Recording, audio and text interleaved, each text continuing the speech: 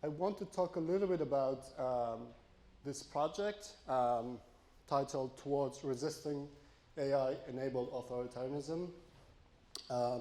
This is a much larger project, but for the purpose of this talk, I'll give you some hot takes and what we did in this position paper which we submitted to NeurIPS, which I am eagerly waiting for reviews. So any minute now, I might disconnect and just look at the reviews as they come out.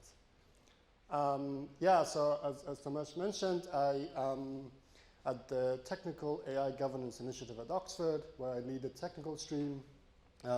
We work on a lot of projects, including ways that we could come up with technical solutions to some of the pressing policy and governance issues. As of recently, I've also founded a new startup called Whitebox AI. We are hiring, just if people are interested.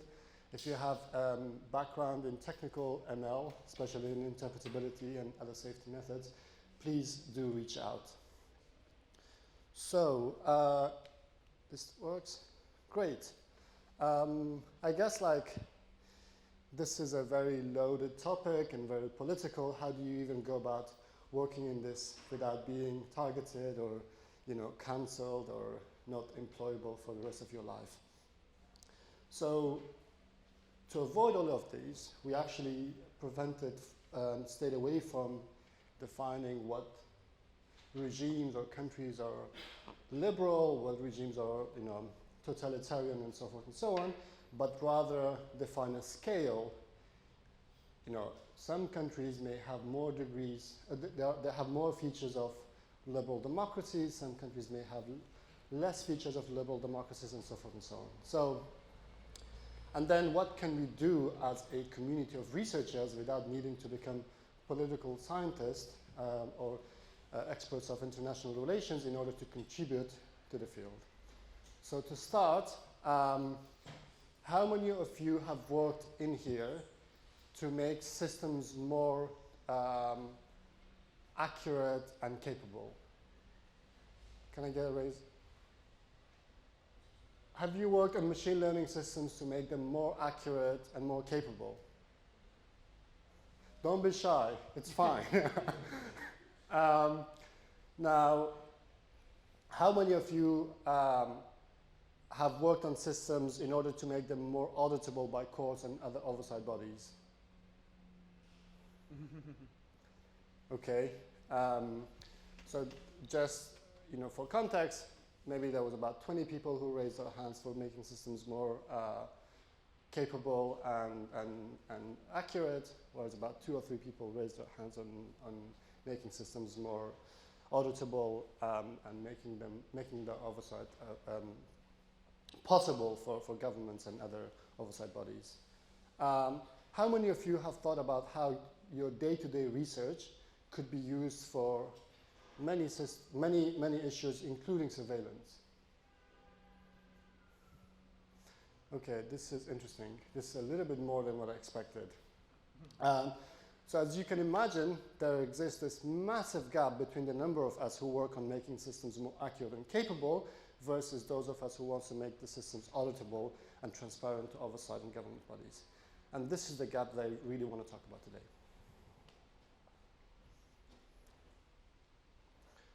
Okay, and to get us started, let's start with a running example. I guess maybe a bit of background here is helpful. When we were thinking about this project, we really thought about the different communities of researchers who are thinking about this. On one hand, you have the AI, ethicists, people who care about near-term issues, and then on the other hand, the so-called doomers or AI existential risk camp. But there is one particular area where the two communities actually come together, where there is consensus on what is an issue. And this is AI systems being used in military surveillance.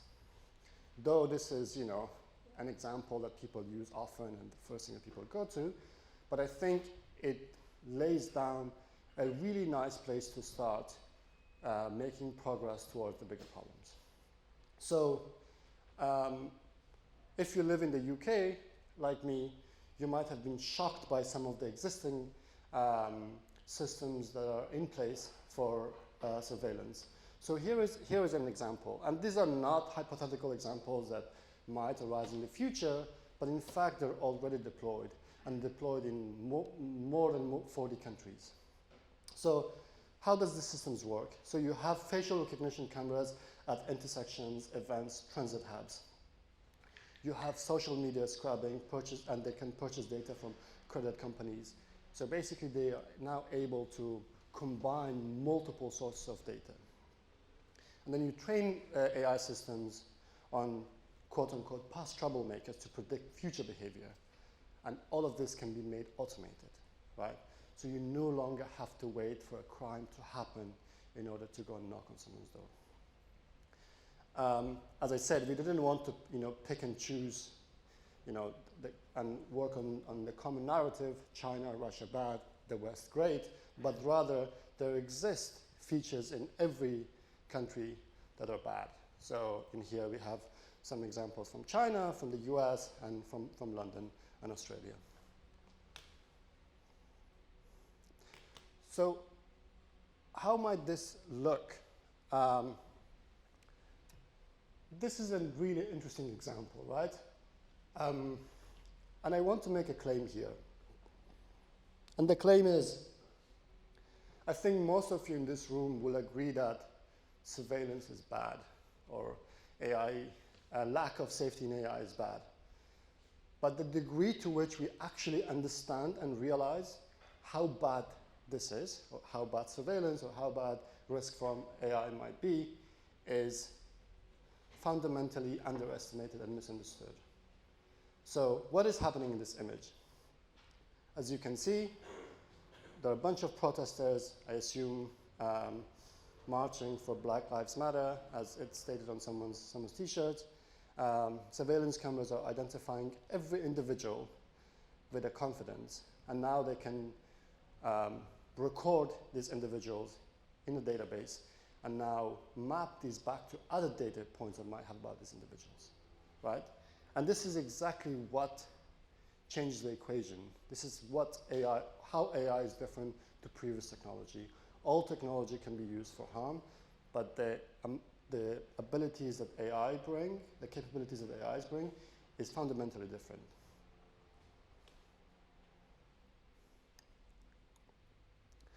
Now, what are the common arguments people have against this viewpoint? And this may resonate with some of you here. You may ask yourself, why is this bad? Isn't security worth it? I don't have anything to hide. Why should I worry? These systems are in place to catch the real bad guys, the criminals, the terrorists. But human police are also biased. At least algorithms are consistent. If I have to choose between privacy and security, I want to choose security. I want to feel safe. And these are really fair. But I think these arguments really miss a fundamental issue.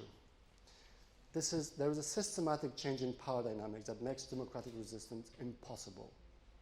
You're slowly going to lose every single right you have. And you have to act now.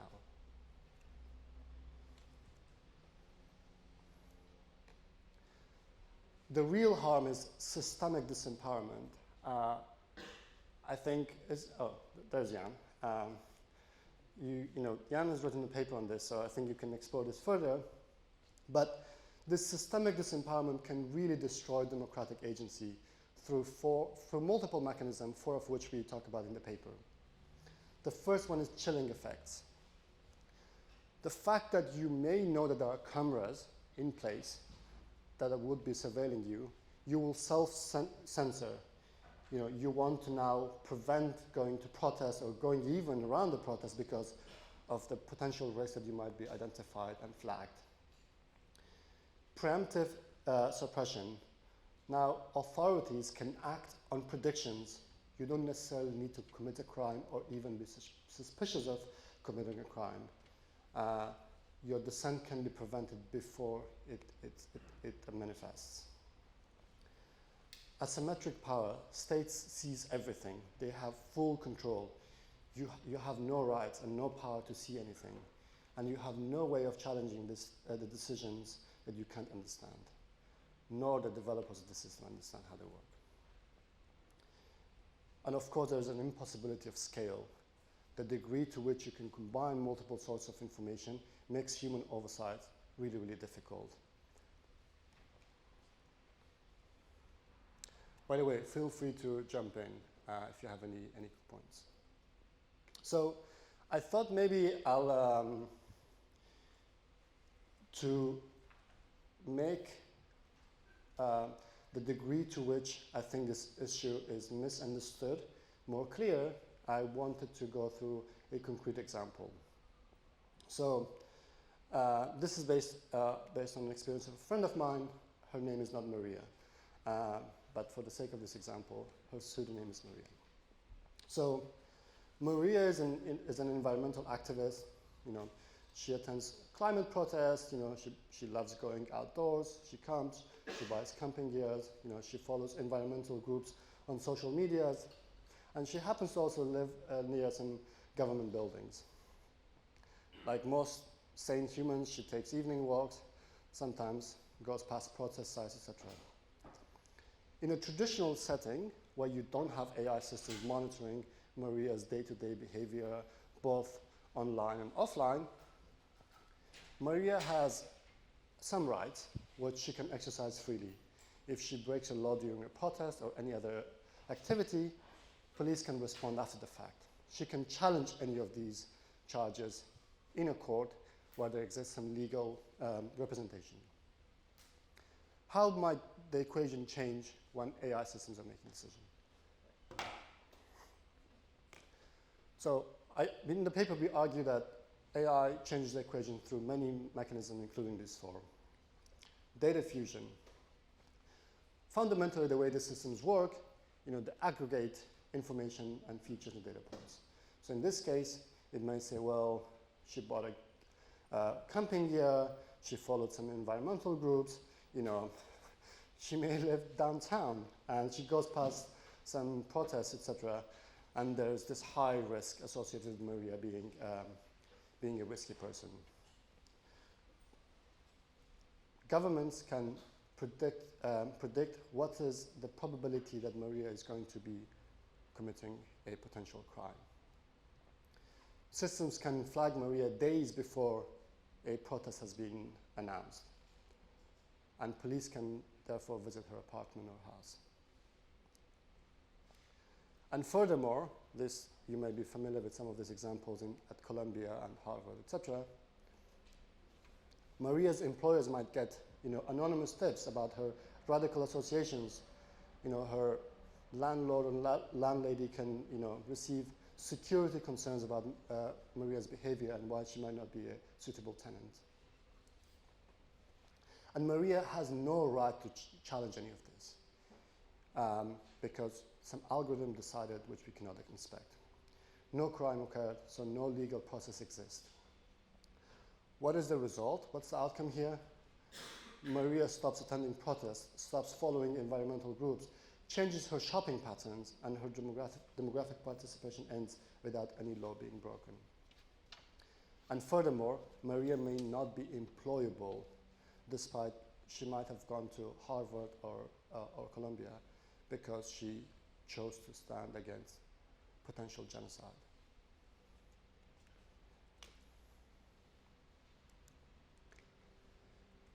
I think this gets at the heart of the issue. The scale is what makes things very different. I feel like most of my slides from now on is going to break every single advice I've learned about making slides. And advice number one is don't put too much text on a slide, but I couldn't help it. So forgive me.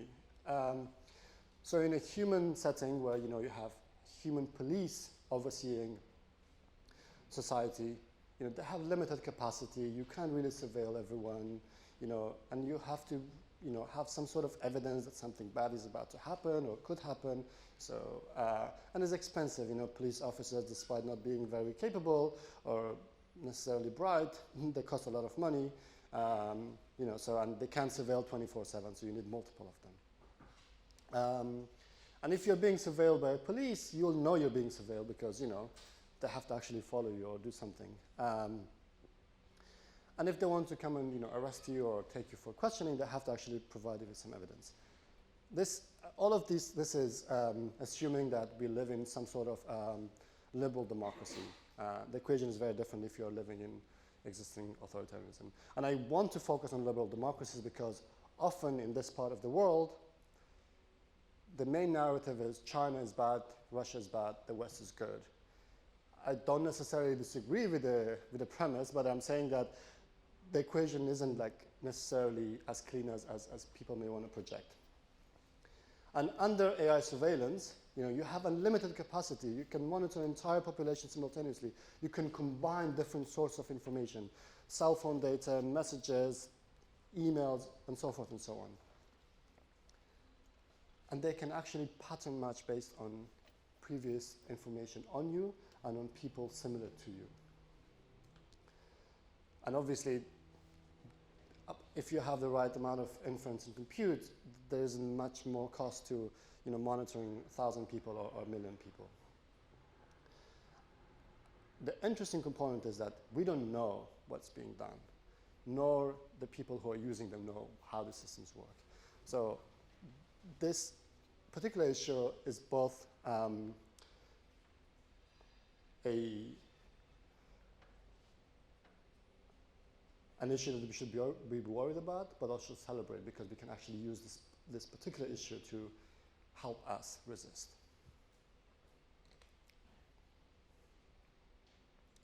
So why our current systems may lack some safeguards?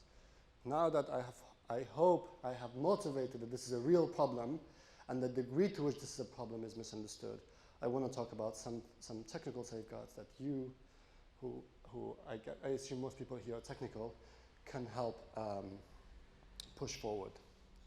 So I guess there exist some the objectives and incentives pose some fundamental problems. Techniques like differential privacy may reduce model accuracy, but if a government or a police department wants to use a system, they don't necessarily care about the private system, they care about the system that may be more accurate. If you want to have cameras deployed over all the cities, you care about the speed of decision as opposed to how much you can understand why the systems are making decisions. Government contracts reward effectiveness, not necessarily whether it's fair or transparent. And privacy and interpretability are hard problems that nobody really understands. So it's also hard to make progress. So what are some of the potential safeguards and technical solutions that we can all hopefully work towards?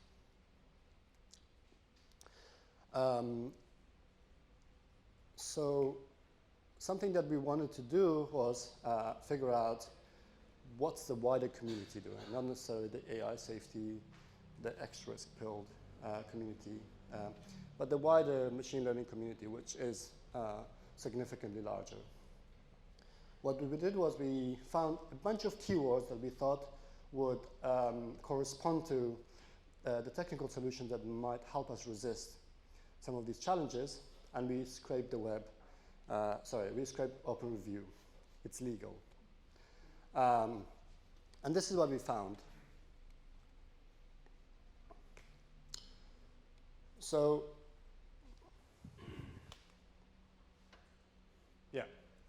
so the y-axis shows the absolute number of safeguard papers as identified by the keywords in the previous slides, and the x-axis is basically papers published in ICLR, ICML, and NeurIPS from 2020 to 2025. Of course, you can see a positive and upward pattern, and you may notice that NeurIPS 2025 is missing because reviews were not out yet. But when you look at the percentage of papers on the safeguard track as a fraction of the total absolute number of papers, the trend isn't necessarily as positive as we might have hoped. You know, we are still lurking between 5.5 and 7%. So despite how much people in this community might think that, you know, we are making progress and people are working on these issues and, you know, the field is growing, if you look at, you know, conferences that reflect topics that are being studied widely, we don't necessarily see any of these trends. Can you go back one slide? I want to see the keywords again. Can I also ask a question? You can ask a question. So I can imagine that like some of these, for example, mechanistic inevitability will really spike up the numbers, whereas something like French privacy might actually become less. And I would argue that maybe this kind of mechanistic inevitability techniques will not be immediately useful for safeguards yet. Do you think, so I don't know what to make out of the numbers basically.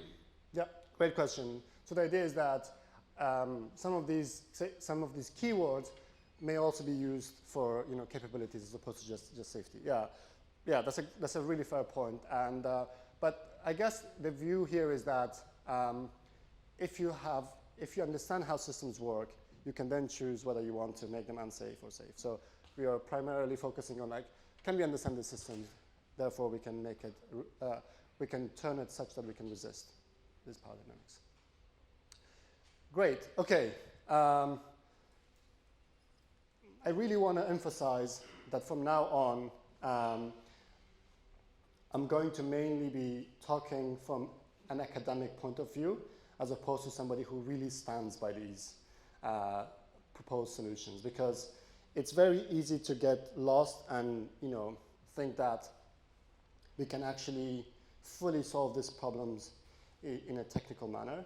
I don't think that that's necessarily the case. So what is fascinating about AI and the world we are living today is that a lot of the issues that we suppressed for decades are somehow coming to haunt us. You know, we are like, now we have to answer, what is the right thing to do? What values should we have? You know, what's right, what's wrong? So technical solutions are definitely a prerequisite, but they're not going to get you the whole way. So, but the idea here is that as a technical crowd, this is what and how we can contribute to the problem. So, yeah. So,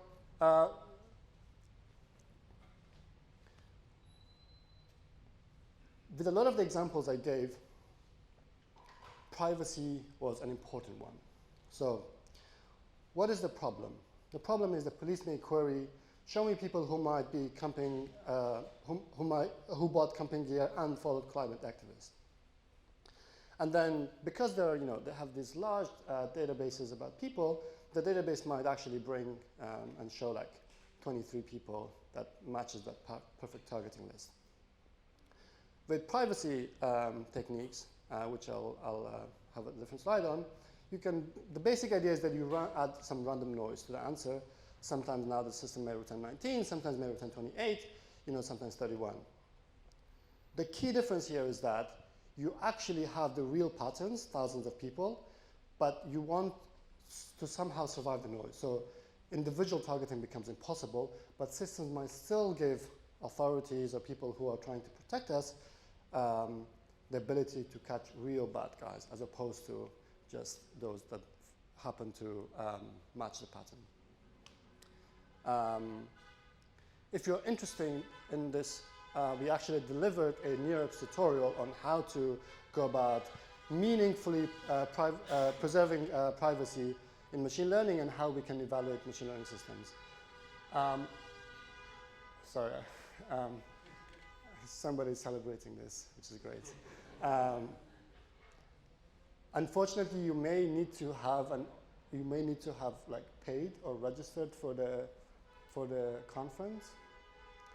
If you're like really desperately interested and can't access the material, send me an email and I'll get you the recordings. By the way, how am I doing for time? Will someone show me? Okay, great. Back to the previous question. You know, as the member of the audience had asked a question, like, you know, I don't really know if interpretability can be helpful for safety, but I think the point stands, but I think I want to make the argument here that it can really help us actually decipher what might be going on, especially in like some narrow settings, like, you know, figuring out whether the system is biased and whether the system is making a particular prediction based on something that we shouldn't necessarily be fixated on. Here is like a very simple example. You know, some of the existing interpretability methods allow us to actually, like, you know, surgically attend to specific model components and see what is actually going on. If you played around with some of these open source models like Llama, layer 12 always happens to be the most meaningful layer for some reason that we don't understand. And, you know, different attention head may correspond to different things. And actually, you know, we have some causal methods to, you know, verify that these are the functions that we are discovering actually correspond to what we think is happening. So what this potential solution allows us to do is learn how systems may work such that we have the power to reverse engineer them in cases we might have to do. So what is an example here? Oh, sorry. Yeah, if you're interested in this, I've been developing a full research agenda on how we might automate, I want to say, most interpretability desires that we have. It's like 70 pages, and I have a full team working on this at Oxford, so 7 of us. But if you have really good engineering skills, we will need you, so please let me know.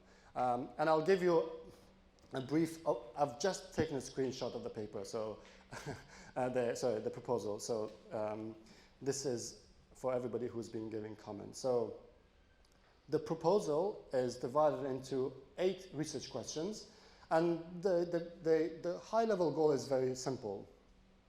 Imagine you're chatting with ChatGPT or Claude or with your favorite chatbot, but you somehow want to actually understand what the model thinks. So if you say, hey, Claude, can you draft an email to Maria?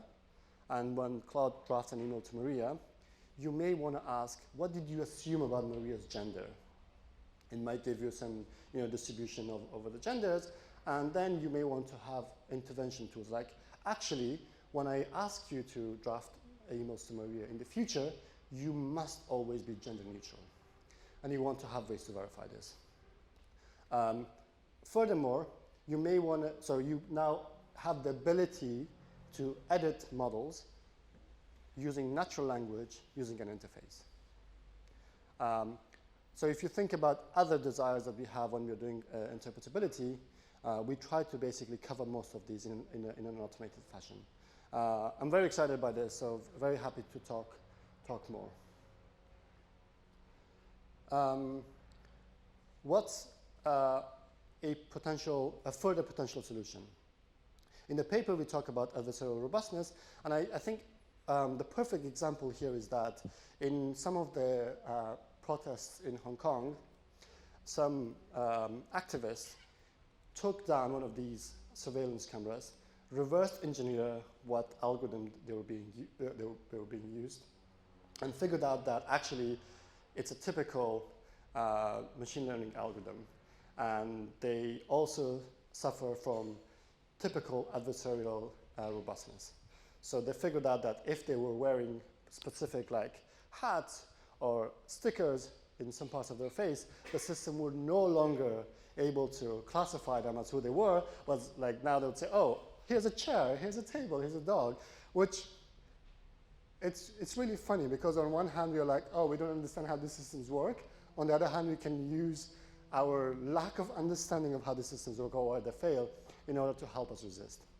So, you know, but I guess the real question is like, if you've done, you know, it's like a cat and mouse game, right? You find an attack that is successful, people implemented, and now it's robust to those attacks. And then future systems may have new vulnerabilities. So we basically have to continuously figure out what the problems are with the systems, such that if we need to use them in our favor, we should. Okay, I want to give some time to the audience to ask questions. So, sorry, I'm not quite yet done, but let me go back to the example we started with. I don't claim that these technical solutions are sufficient, nor they're going to get us the whole way, but they might be helpful. So if we, made some progress and advanced the field even a bit, how might Maria's risk assessment card look like under two current systems? A system where we work and advance the field and make progress on these technical solutions amongst many other things, and a system where we give up and stay and live as it is. So in the current setup, we may have perfect targeting. Maria will have no privacy. Maria may never be employable. Maria might not be employable for different reasons, but they might, including race, gender, and so forth and so on. And Maria has no ways of challenging the decisions or the audits. If we do work on these systems, we may be able to disturb mass targeting. We may be able to make systems more robust such that we can remove biases and help authorities and those in charge catch the real bad people, but not necessarily preemptively select people before they do anything bad. We want individuals to preserve their rights. Democracy is shaky and broken, but we need to preserve it. So, why these solutions might work together? I think I can skip this. What can you do? I claim these systems are already being deployed at large in 42 different countries that we give examples in the paper. Technical capabilities and solutions may exist, and we can build the safeguards. The real question is whether you, me, and the community at large will prioritize them. We saw some stats on how we are doing. Maybe a goal that we should all have is that privacy by default and explainable by design should be the standard expectation, not an optional add-on that you think about once systems are complete and built. But you may ask, but seriously, what can we do? The real answer is, I don't know. But we better figure out soon, or don't fly to the US. Thank you.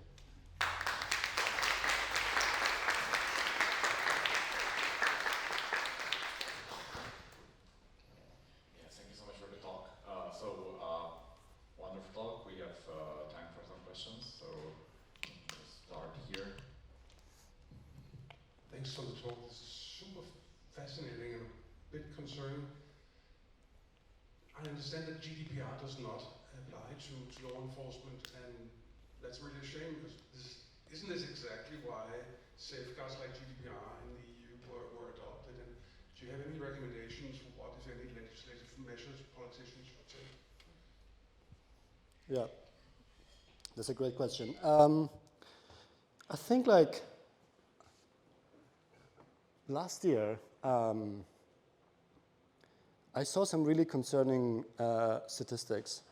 The GDPR actually, the amount of lobbying that went onto GDPR by big firms ended up hurting European economy significantly without actually doing what it was meant to do. This is not to say that I think GDPR is bad. I think we need to have measures that, but unfortunately we live in a world where people have good intentions, but by the time these measures are in place, the amount of efforts and lobbying from big tech to prevent the real effect becomes almost obsolete. I was really excited by the code of practice, but it's hard, right? Because you actually can, like a code of practice, I think is pretty good, especially the section on current systems and future capable systems. But it's voluntary, you don't have to, comply. So maybe here's a hot take. Maybe one way that Europe can really take charge and be front runner is that if we can develop quote unquote safe AGI first, then they have to just follow, right? Then, so we don't have the bargaining power. If you want to impose a particular set of restrictions, they can just walk away. Or if we make the economy big enough such that it's a big portion of their customer base, then they have to buy. For policymakers, I don't really know, but I think there's a lot of really good work in the intersection of technical safety and governance, especially like if you were to develop any of these methods, exactly how many bridges needs to be built for this to meaningfully influence or affect policy in a positive manner. And I think we have a lot of work to do. Thank you. Okay, one more from this side. So, thank you for the talk. I'd like to ask you if you think the situation is similar to the cases when the governments try to sneak in backdoors to the encrypted messaging applications, and if yes, if we can learn anything from the situation, because there was already attempts to the governments pushing the companies to sneak in the backdoors. They were fighting back. Seems to be similar, but I would like to hear your opinion. So it's similar to what? So we are facing a situation when the government can have some power, basically over something that will be influencing society. This is the similarity that I see there. I see.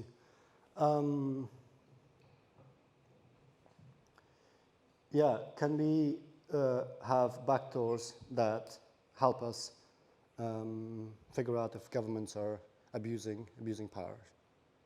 Or the other way around, we are fighting against government having the backdoors in the encrypted messaging systems. Here we are fighting against having the governments, the AI, to monitor us.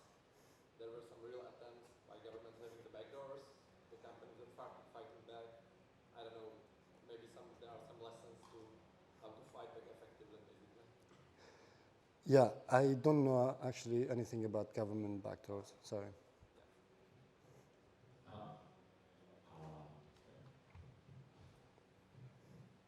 So I'm just curious to understand a little better how you see technical solutions address what sounds to be the underlying problem, that even if they were to exist, they wouldn't necessarily be adopted by misaligned, whatever it is, police forces, governments. So how do you see, what's your pathway to success through the technical? Yeah, I think that's a really great question. I think the simple answer is we have a lot of work to do, and we have to build the mechanisms that will, force this. But even if we do fail, if nobody implements the right mechanisms in place such that, these are a must, we can revert back to what protesters in Hong Kong do, right? So like, if we have some understanding of how systems are working, maybe we as a community can use that to resist. But hopefully, at some point, I would imagine this becomes like a state versus state issue. But if it stays as it is, then having that understanding should enable us to resist as individuals and communities. Thank you. We have time for one more upcoming questions. Hi, so I have a background in privacy advocacy, and everything you said sounded kind of nice. That's not very bad on the margins, but increases the cost massively, so go for it. But what I was wondering is, what you're mainly talking about, general use LLMs. And then we run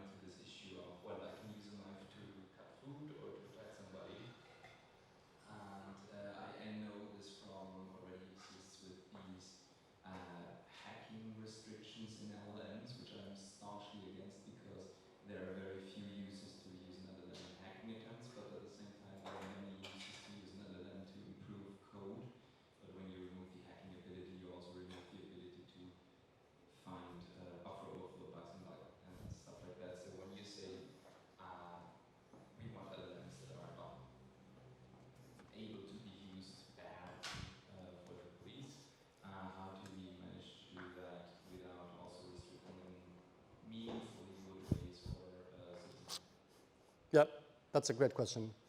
I think there are some efforts in model editing that allows you to remove specific capabilities, but they have a lot of side effects.